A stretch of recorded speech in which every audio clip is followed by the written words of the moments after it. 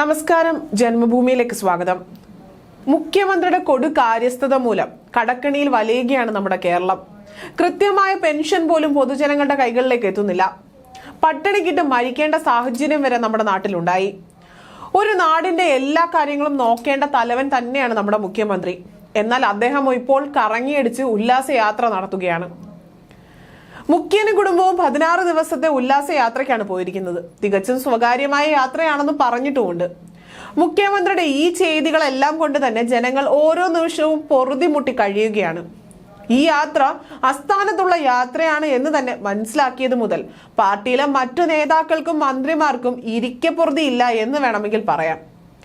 മുഖ്യമന്ത്രി പ്രതികരിക്കാത്തിടത്തോളം കാലം ഇവർ വേണം ഉത്തരം നൽകാൻ എന്ന ഗതികേടിലാണ് നേതാക്കളും മന്ത്രിമാരും ഉള്ളത്.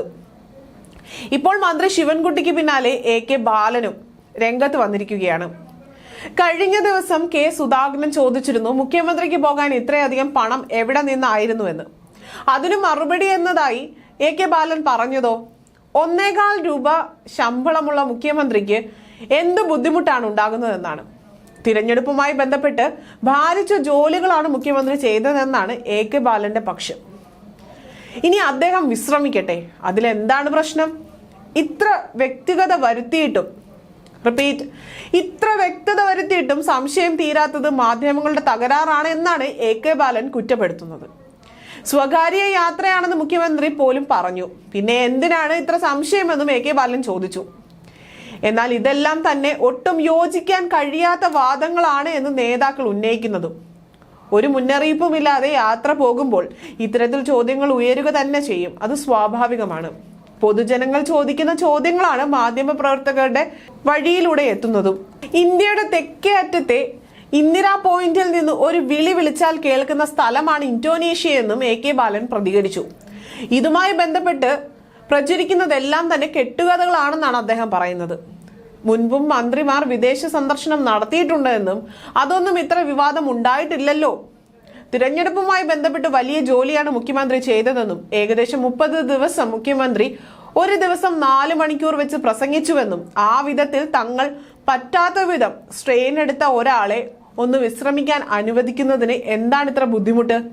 6 ദിവസം പ്രപഞ്ചം ഉണ്ടാക്കിയിട്ട് ദൈവം പോലും ഒരു ദിവസം വിശ്രമിച്ചു. ആ ദിവസമാണ് ഞായറാഴ്ച. അതുപോലെ മുഖ്യമന്ത്രിക്ക് കഴിയില്ല എന്നാണോ പറയുന്നത്?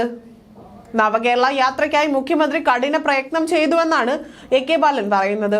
അദ്ദേഹത്തിന് വിശ്രമിക്കാൻ അവകാശമുണ്ട് എന്നും അദ്ദേഹം പറഞ്ഞു. വിദേശ യാത്രയുടെ ചിലവിന്റെ സ്രോതസ് മുഖ്യമന്ത്രി വ്യക്തമാക്കണമെന്ന KPCC അധ്യക്ഷൻ K സുധാകരന്റെ ആരോപണവും AK ബാലൻ തള്ളുകയായിരുന്നു. വിദേശത്തേക്ക് പോകാൻ ഇപ്പോൾ വലിയ ചിലവൊന്നുമില്ല. 1.25 ലക്ഷം രൂപ ശമ്പളം വാങ്ങുന്ന മുഖ്യമന്ത്രിക്ക് എന്തിനാണ് ഈ ബുദ്ധിമുട്ട്? K സുധാകരൻ ഉപയോഗിച്ച വാക്കുകളൊന്നും മറുപടി പറയാനില്ല എന്നും AK ബാലൻ പറഞ്ഞു. മെയ് 6 ആരംഭിച്ച 16 ദിവസം നീണ്ടു നിൽക്കുന്ന യാത്രയിൽ ഇന്തോനേഷ്യ, സിംഗപ്പൂർ, UAE എന്നിവിടങ്ങളിലേക്കാണ് മുഖ്യമന്ത്രി സന്ദർശനം നടത്തുക. യാത്ര കഴിഞ്ഞ് 21 കേരളത്തിൽ മടങ്ങിയെത്തുകയും ചെയ്യും. സാധാരണ ഔദ്യോഗിക യാത്രയ്ക്കായി മുഖ്യമന്ത്രി വിദേശത്തേക്ക് പോകുമ്പോൾ സർക്കാർ തന്നെ അറിയിപ്പ് പുറപ്പെടുവിക്കാറുണ്ട്. എന്നാൽ ഇപ്പോൾ ഒരറിയിപ്പും ഉണ്ടായിട്ടുമില്ല.